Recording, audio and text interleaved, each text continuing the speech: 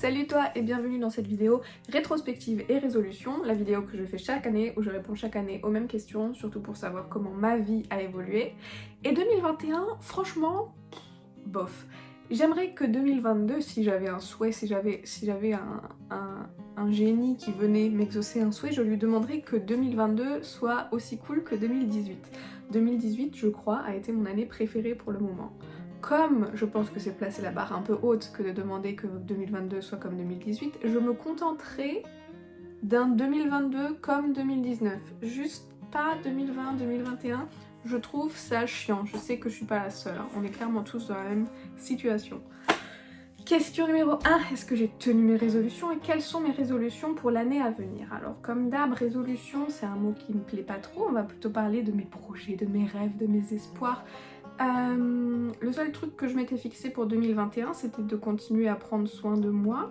Alors ça a été un peu un truc en dents de scie, surtout en termes de sport et faire attention à la nourriture que j'ingère, parce que quand tout va bien, je fais du sport, je mange correctement, et quand je vais bof, je mange n'importe quoi, je fais pas de sport, je prends 10 kilos, ensuite je suis pas bien parce que j'ai pris 10 kilos, ensuite il y a de nouveau une phase où ça va, bref, on fait un peu du comme ça. Et c'était assez bof, mais là je suis à nouveau bien dans les clous et du coup ça c'est plutôt bien. Et là, fin d'année 2021, j'ai commencé à faire de la muscu chez moi tranquillement, rien d'extraordinaire, des poids assez légers, mais j'ai vraiment commencé à installer une mini salle de sport dans mon atelier en haut pour essayer de me motiver et pour essayer de me tenir à l'idée de bouger, parce que je sais que bouger ça me fait du bien autant physiquement que mentalement, donc ça va être un des main goals de 2022, c'est de s'y tenir et peut-être même de voir oui je contracte, on voit absolument rien, justement de pas faire ça, c'est-à-dire de voir une différence quand je contracte mes bras, ce sera déjà super bien. J'ai installé un petit coin muscu dans mon atelier avec ce banc que j'ai reçu de la part de Cdiscount et puis les haltères que j'ai achetés. Et on espère que ça m'aidera à tenir mes résolutions. D'un point de vue professionnel, en 2021, j'ai fait toutes les démarches pour ouvrir mon auto-entreprise et j'ai des gros projets pour 2022. Des gros projets qui, je l'avoue, me stressent un peu parce que c'est tellement des gros projets que je sais pas trop par où commencer et je me sens un peu submergée par tout ça. Le mois de janvier et le mois de février devraient m'aider à y voir plus clair, mais j'ai vraiment envie d'ouvrir une boutique vraiment avec des produits que je fais moi-même et tout. C'est vraiment le fait de faire de la création, des trucs faits main, artisanal et tout, c'est quelque chose qui me procure énormément de plaisir. Et donc j'espère que dans la vidéo de début 2023, je pourrais te dire que ça roule, que ça marche, que j'ai trouvé des réponses à mes questions. On verra, j'ai hâte de voir où ça me mène. Ok, question numéro 2, les moments préférés en famille. Celle-là, elle est super facile parce que on vient de fêter Noël tous ensemble en famille. Ça faisait 2 ans que j'étais pas là pour Noël, ça fait 2 ans que j'étais en mer au moment de Noël. Et du coup, c'était trop bien de fêter avec tout le monde. Il y avait ma soeur, son copain, mon frère, sa copine, mon autre frère, mes parents. Bref, on était tous réunis, on a fait de la musique, on a mangé, on a joué à des jeux de société, c'était trop bien. Donc ça, j'ai beaucoup aimé. Mais même sans Noël, je dois dire que nous, on a une chance assez incroyable, c'est qu'on habite tous très proches les uns des autres. Et du coup, cette histoire de Covid n'a pas vraiment impacté la fréquence à laquelle on se voit. Et je pense même que ça a changé, genre en positif, puisque mon frère, il vient maintenant une fois par semaine, alors qu'avant, il venait pas forcément aussi souvent. Donc on a beaucoup cuisiné ensemble, on a beaucoup passé du temps sur la terrasse ensemble et tout, et c'était trop bien.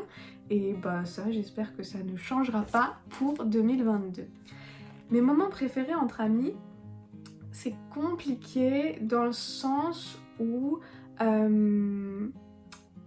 j'ai pas tellement d'amis, je sais pas comment le dire, et depuis que je travaille sur le bateau de croisière, j'en ai beaucoup moins. Enfin, j'en ai plus dans le sens où mes collègues qui deviennent mes amis sont des nouveaux amis, mais quand je suis à la maison, je suis hyper casanière, et à part genre 2-3 potes. Je vois vraiment pas grand monde quand je suis chez moi. J'ai une vie sociale vraiment très limitée. Mais j'ai décidé d'accepter, en fait quand je m'entends bien avec quelqu'un sur le bateau, c'est tout à fait normal, comme on habite tous dans des pays différents, de dire genre ouais tu veux pas venir chez moi, vas-y je te montre où j'habite et tout. C'est ce que j'ai fait cette année, je suis allée visiter le nord de l'Allemagne du coup avec un des ingénieurs avec qui je m'entendais bien sur le bateau.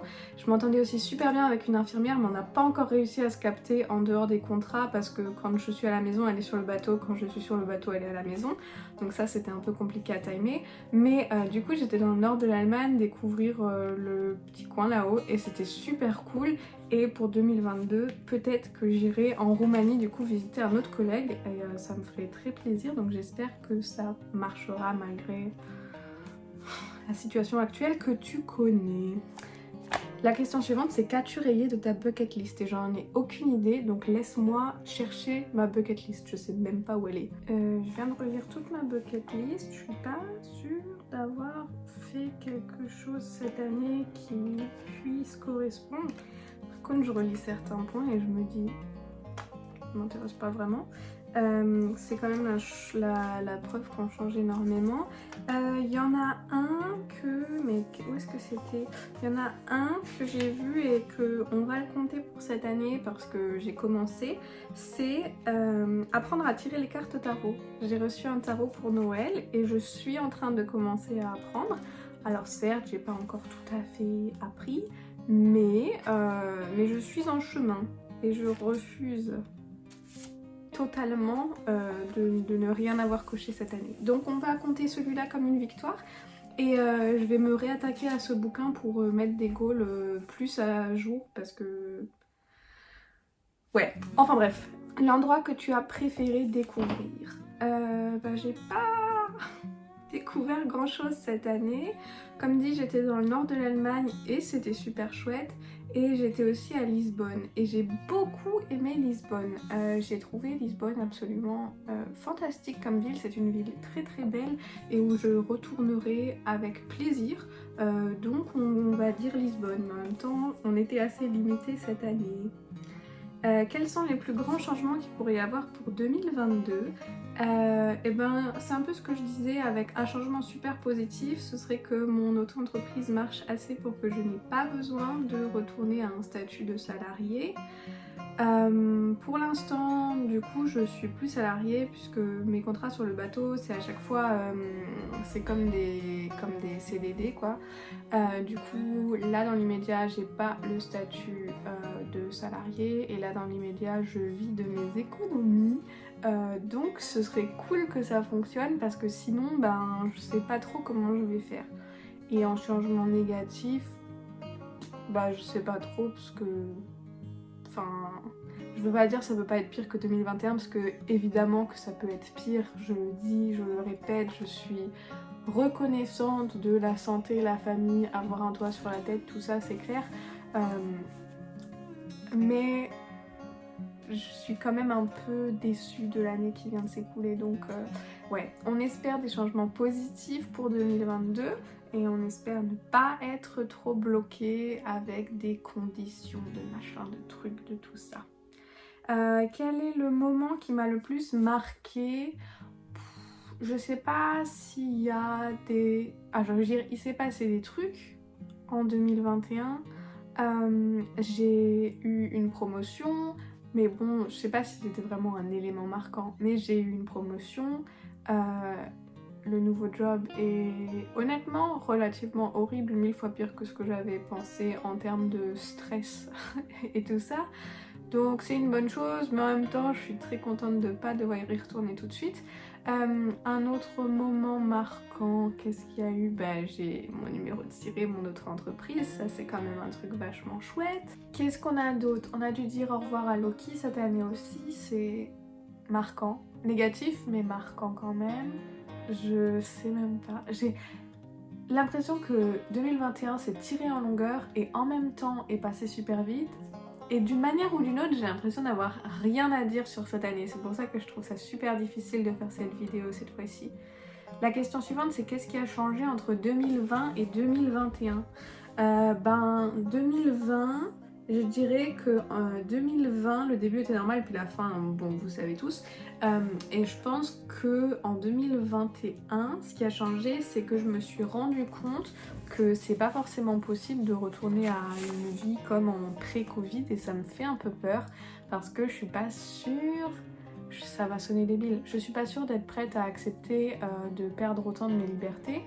Je sais très bien que dire ça, ça change rien et je sais très bien que ça a absolument aucun impact sur la situation actuelle et que quand c'est quelque chose que tu ne peux pas contrôler, il faut apprendre à vivre avec, blablabla, bon tout ça on connaît. Et j'y crois et c'est sûr, ça sert à rien de s'énerver sur un truc que tu ne peux pas changer. Mais je crois que c'était la réalisation que bah merde en fait, le monde a changé. Genre on a vécu et on vit encore un moment historique parce que clairement il y aura un avant et un après et je pense que c'est ça qui a changé dans ma tête surtout.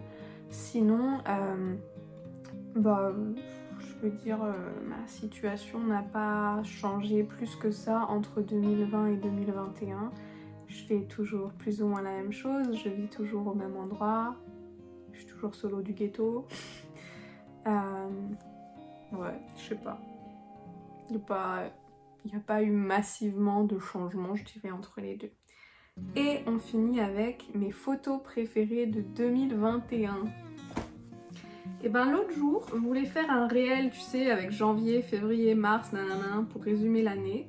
Je me suis rendu compte que cette année, j'avais même pas pris tellement de photos que ça, mais parce que je le répète, est-ce que toi aussi, tu as l'impression qu'il s'est rien passé cette année? Ou est-ce que c'est que moi? Parce que c'est terrible quand même, on vient de passer 12 mois et j'ai l'impression que j'ai rien à raconter sur les 12 derniers mois. Ok, mes photos préférées, obligée de mettre une photo avec Loki, forcément.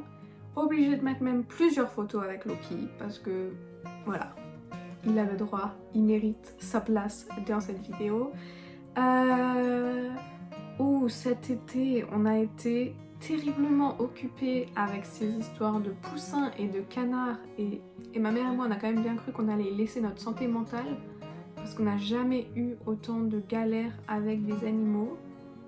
Honnêtement, je pense qu'on a presque le titre de vétérinaire avec tout ce qu'on a dû apprendre. Donc les petits affreux qui ont failli nous coûter notre santé mentale méritent clairement une place pour 2021. Quelques photos de mon voyage dans le nord de l'Allemagne, quelques photos de mon voyage à Lisbonne. Cette photo là parce que c'est mon nouvel uniforme d'officier avec 2 galons et que bah ça c'est ma promotion et que je sais pas, c'est quand même trop cool, c'est quand même une fierté même si à part pour la photo j'ai pas une seule fois porté cet uniforme. Les photos du hublot parce que j'ai quand même passé un certain nombre de mois en mer cette année et que ça c'était ma vue de tous les jours et que c'est quand même ultra chouette et que je suis super reconnaissante d'avoir eu l'expérience d'un job aussi original. J'en parle au passé parce que j'ai aucune idée de si j'y retournerai un jour ou pas pour l'instant. Tout est très peu clair à ce sujet. Et puis on a fait le tour de 2021. Terrible. Oh là là, terrible. Je serais curieuse d'avoir tes réponses sur ces questions. Quels ont été tes meilleurs moments de 2021? Quelles ont été tes réussites de 2021?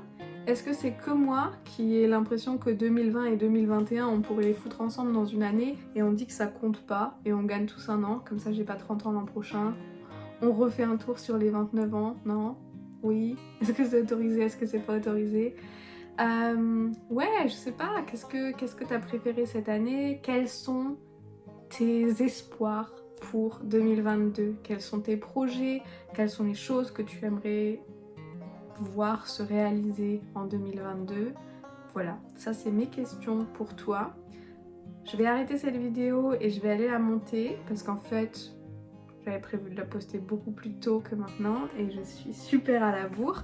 Donc je vais faire ça ce soir. Je te souhaite une très bonne soirée. Prends le temps pour toi, prends le temps de faire quelque chose qui te fait du bien aujourd'hui et tous les jours de l'année 2022 en fait. Prends un moment, fais un truc qui te fait du bien. Voilà, c'est tout ce que j'ai à dire. Et j'espère que cette vidéo t'a plu. en 2022, j'ai prévu de revenir avec plein de vidéos de DIY, création, trucs artisanal, parce que voilà, j'aime bien ça en ce moment. Et puisque je fais que ça de mes journées, et ben autant partager ça avec toi. Bref, j'ai hâte, je crois que j'ai retrouvé ma motivation pour faire des vidéos. Donc on verra bien ce que ça donne. Dans tous les cas, on arrivera bien à se retrouver quelque part sur internet, j'ai absolument aucun doute là-dessus. Alors je te fais de gros bisous et je te dis à très vite. Bye!